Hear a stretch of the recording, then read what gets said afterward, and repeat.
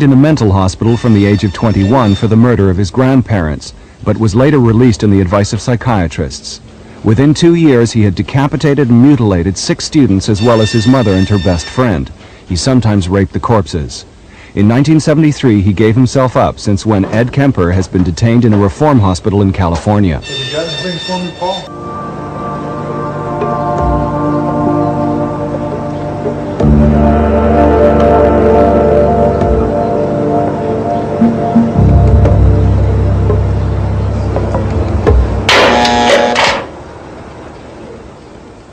Vacaville Prison near San Francisco is the largest prison in the West, with around 10,000 inmates. Ed Kemper teaches computer science here and takes part in a program recording literature for the blind, all of which will help him earn early remission.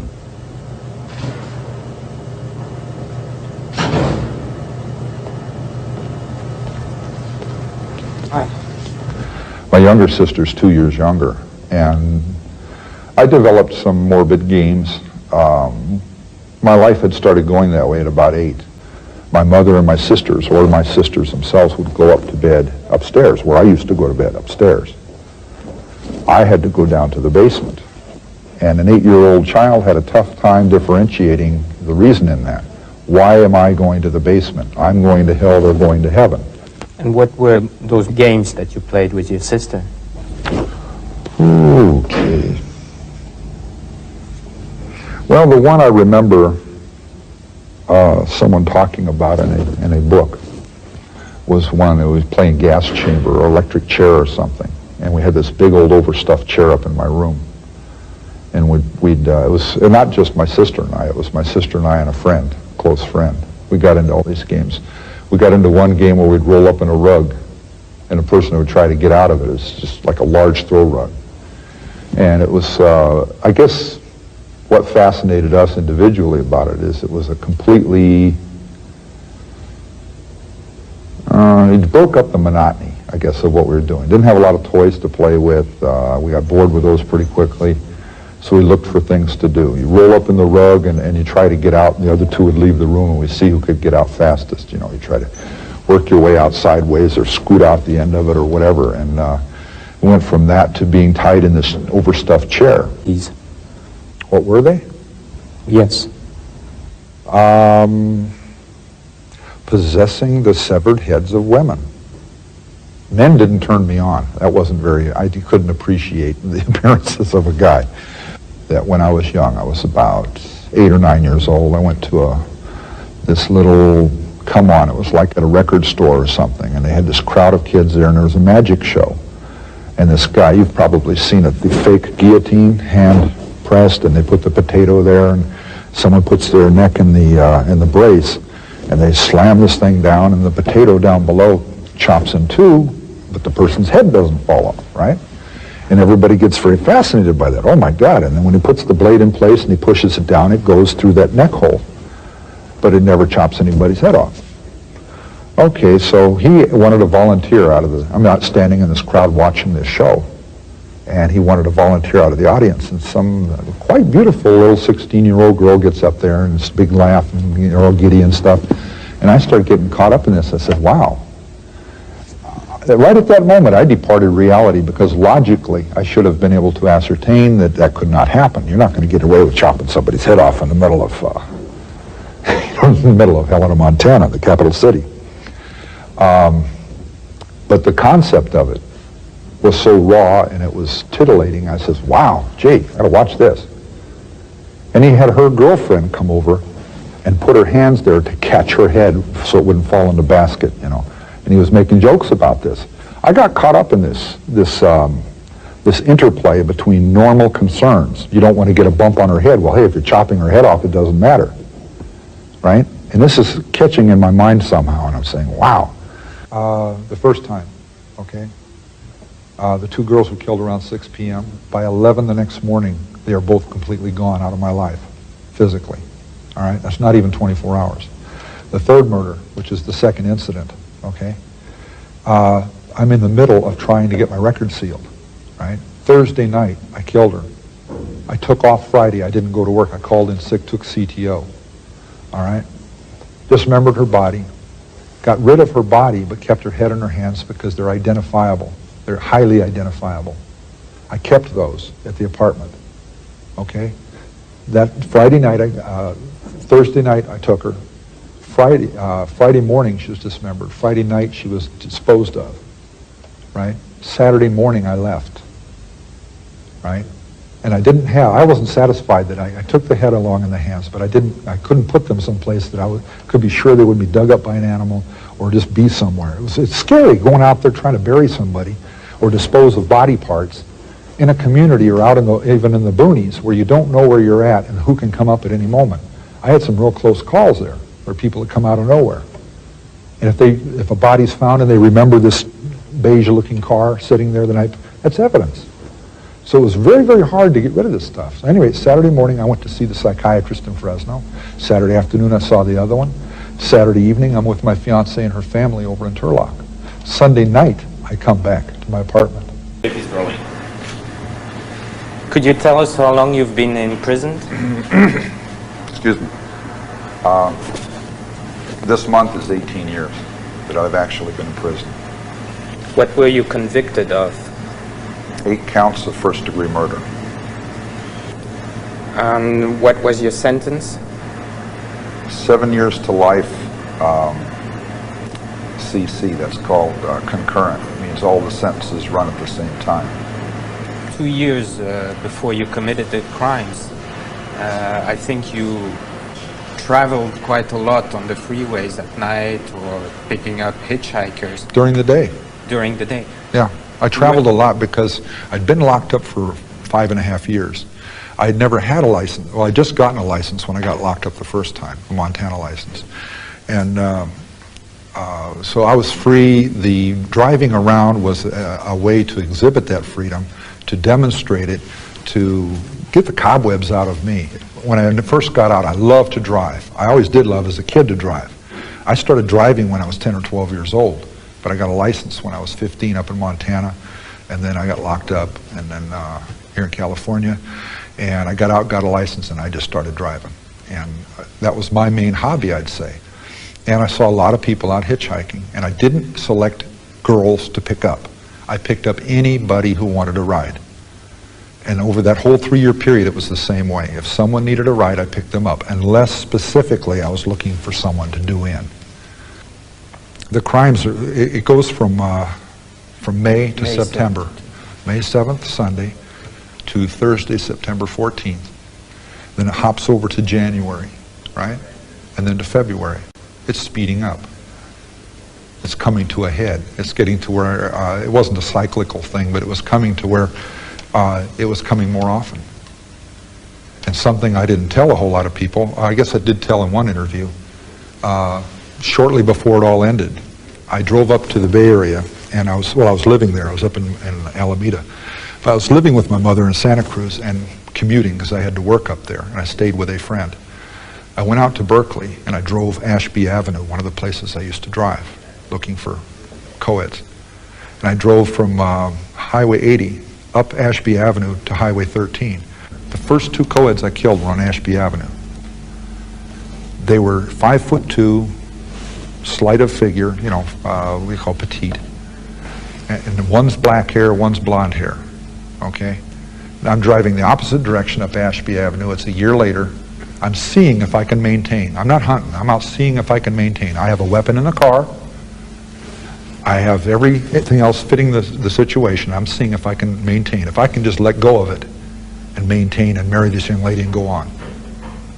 I go driving up there, and here's these 2 young ladies, 5'2". One's got blonde hair, one's got black hair.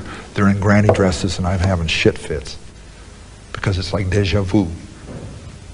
And oh my God, I acted in a way that they wouldn't be paranoid because I'm a young man by myself in this car. I diffused the situation as I drove up. I'd gotten practice at that. All that driving around, it wasn't rehearsing. I made a game out of driving around, picking people up, and later on I discerned that some people wouldn't get in my car because of the situation. I'm a young man by myself. It's unsafe. So I thought, well, gee, that kind of put me off. I'm not doing anything to anybody, so I want to see if I can change that situation where they'll want to get in and I can take them where they're going. because I know I'm not going to do anything. And I got to where I could diffuse that situation. It's how you're looking. If you look, oh boy, all right, you start cranking the car over there, they're not going to get in your car because they can see you from half a block away drooling. But if you look at your watch and say, geez, I don't know if I have enough time, and you're kind of in the mirror and looking around, and you pull over, this guy's just a businessman going somewhere, and get in his car, we'll go where we're going. And it's little games I played so they'd get in the car. And then we chatted, and I talked about things, and I found out where their orientations were, and their little, what they used to judge, and who could get in, and who they could get in with, and who they couldn't, right? In that sense, it's been interpreted as what do you call it, rehearsing. It's not true. It's like playing chess, and then turning it into something ugly. I played chess casually. I played chess more and more thoroughly till I got very good at it, which was picking up people, to where I could make you a bet. I can pick up those two ladies, and they'd say, oh man, you're crazy. Those are two very crafty young ladies who won't get in a car with a young man by himself, et cetera, et cetera. And I'd win the bet because I knew how to diffuse the situation. Even if they asked, where are you headed, right? And they had a sign saying where they're going, but they'd ask, or even if they didn't, they'd say, where are you headed? And I had ways of developing it to where they wouldn't get suspicious. But I didn't mean I was going to kill them. It meant I was playing a game. And then later, when I started killing people, I used that against them.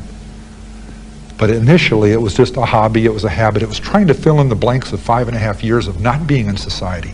I missed that flower child generation. I missed the entry into Vietnam, all that stuff. And all these kids are like aliens to me. Yeah, I say kids. I missed 16, 17, 18, 19, 20, 21. I'm supposed to be associating with people in their adult years. But I missed a big chunk, so I'm out there trying to fill in the gaps. Find out why these kids are the way they are now, because they were totally different from the kids that I was when I was that age. Totally different. And I'm trying to fill the gaps in, and then later I changed that to something ugly. And why? My mother works at the university. My mother won't introduce me to any young ladies at the university because I'm like my father, and I don't deserve to know any of those young ladies. So here she is holding these little girls up there as too good for me. Very special. If anything, I was destroying icons. I was hurting her without her even knowing it. Again, it's that picayune, little petty, ineffectual, I'm getting back at you, but I don't have the heart to tell you what I'm doing. See? Why would I admit those things on a camera? That's embarrassing. It's humiliating. And how would you select your victims? Were they... I didn't select them. It was random. And it was also the development of the passion. If I was drove, they died. Like the last two victims. I was so pissed I'd have killed anybody that got in a car. You said you had a lot of sympathy and empathy towards Marianne Péché when you talked to her. But isn't that strange to say that after you had killed her in such a brutal fashion? There was a draw. There was a draw to the young lady. It was haunting. I'm not saying I had compassion toward her when I talked to her. I tried to remember what we talked about. And in fact, I think what I said about her is that she epitomized what really drove me. She was a haughty young lady. She's kind of stuck up, distant. I look back on it and I see a girl that was not beautiful, she was not plain, she was somewhere in between, and she was caught up in that beauty thing, like kids in the valley are, okay? Valley girls, trying to make something of themselves and exploit little attributes they have and to downplay other ones. And she was playing Little Miss Distant with me. And her friend was very open and her roommate was very open and very country girl talking and stuff. And it's sad because Marianne was the expert at hitchhiking. She had half her life in Europe. She'd hitchhiked around Europe. She'd done it in the United States. She was good at it. She didn't want to get in the car. The other girl, Anita Lucchesa, wasn't a hitchhiker. She'd been raised by her family, don't do things like that, that's totally out of line, and her friend talked her into it. And once she got into it and she saw how much fun it was and they meet the different people and they talk with people, that by the time they're leaving Berkeley, right, it's all about who gets the front seat and who gets the back seat. So she opened the door and asked where I was headed. And it says Stanford right on the sign they were holding up. And I said, I'm going to Palo Alto, I can drop you off. Oh, great. And she jumps in, grabs her stuff, jumps in, opens the back seat up for her friend, who's standing there looking at me long and serious about whether or not, because I could tell at the time, she knows better than to get in. Single adult, It's a coupe instead of a four-door car, so she cannot get out other than through the front seat. So that's all the warning signs of not getting in with a single, you know, in that kind of a situation. All of the things were wrong about it. But when I drove up, I pulled that little stunt of looking at my watch. You know, do I have time to pick them up? And you wouldn't believe how much effect that kind of thing has. And when she kept staring at me and looking for something wrong in my eyes, I gave this look back like, I don't understand. Why are you looking at me like this? I gave her that back, and she says, oh, this guy's a dork. He's innocent as hell. She gets in. Okay. We're driving along, and I'm looking at this young lady in the rearview mirror. And I look back at it years later, and I'm saying, she kept looking me back, too, right in the eyeballs. I'm wearing dark glasses, but they're not totally dark. And I'm realizing now that she could see me looking at her, and she was looking right back at me. And instead of saying something to me like, what are you looking at? Or, hey, maybe you ought to drop us off or something like that, she just kept looking back at me. And I'm looking at her, and she keeps looking at me. And I'm thinking she's playing this little game. It's not really teasing, so to speak. It's just this little psychological game back and forth that men and women do sometimes. The young girl in the front, Anita, was at one point in the driving, and I'm sure they were doing little looks at each other and little comments that I didn't pick up because I'm driving and looking for places to go. That somewhere in that communication, she gave me this sexy little look, you know, like, oh boy, you know, you're a pretty good-looking guy, you know, da-da-da. And I smiled back at her, but not this hungry, oh yeah, I'd like to get down with you kind of thing. It was just I smiled back at her, and I saw it for what it was. It's an 18-year-old girl that's feeling her oats. She's not doing anything wrong. It's sad and it's real pathetic. But some of this stuff was, I was getting real caught up in this girl in the back seat. You know, I was, she was, you know, to me at that point she was really beautiful. She had the most incredible blue eyes, right? She had this really shiny black hair that was turning me on. And I was getting drove because I just kept playing this game of picking people up and you know, the titillating little fantasies. And I says, geez, I keep walking away from that, and I put myself down as being weak for not being able to do something about that. Right? So I kept driving and driving on myself, saying, I got to do something. I got to do something about this.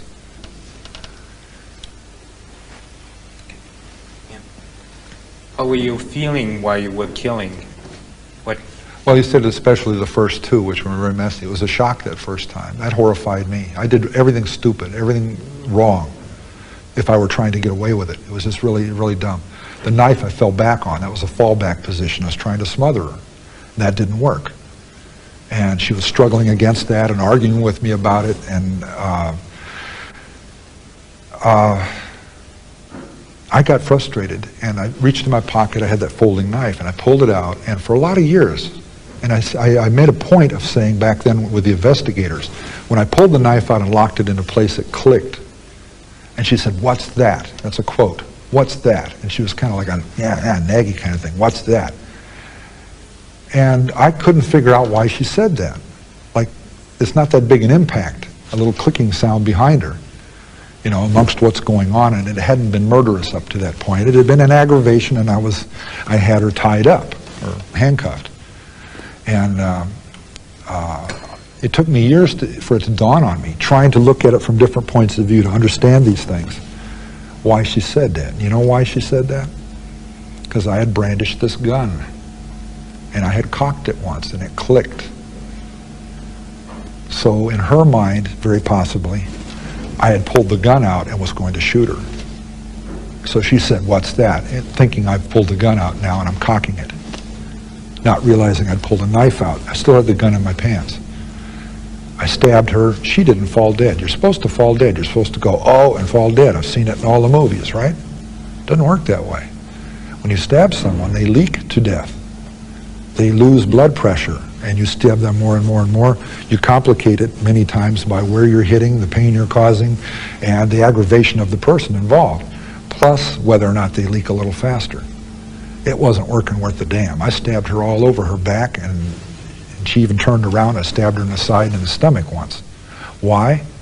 As she turned around, I could have stabbed her through the heart. But her breasts were there.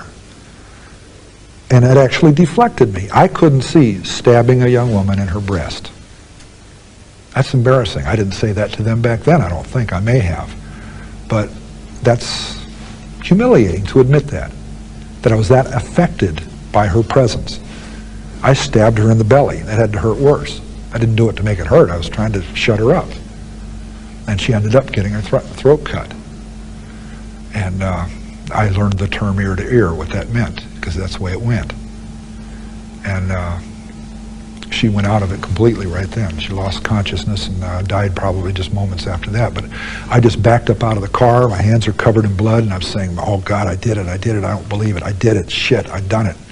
Now I got to kill the other one.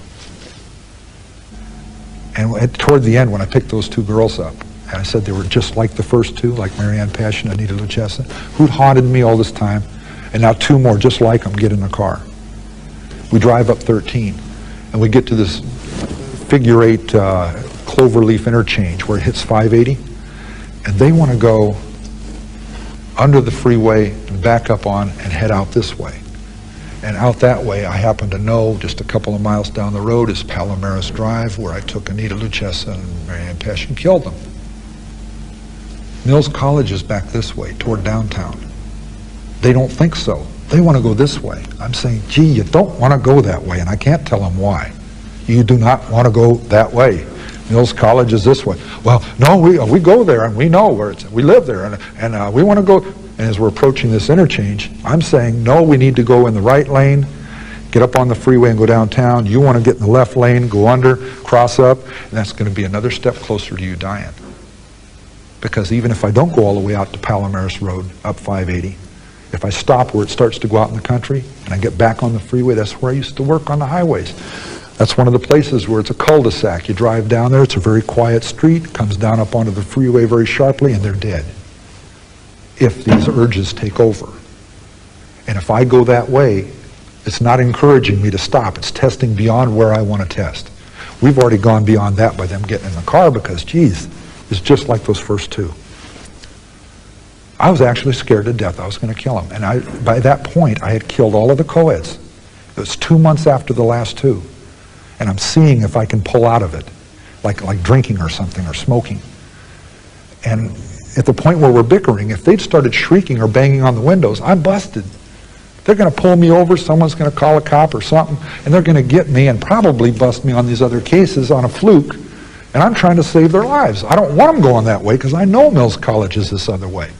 They get scared shitless. Oh my God, we shouldn't have gotten this guy's car, and they're getting all puckered up,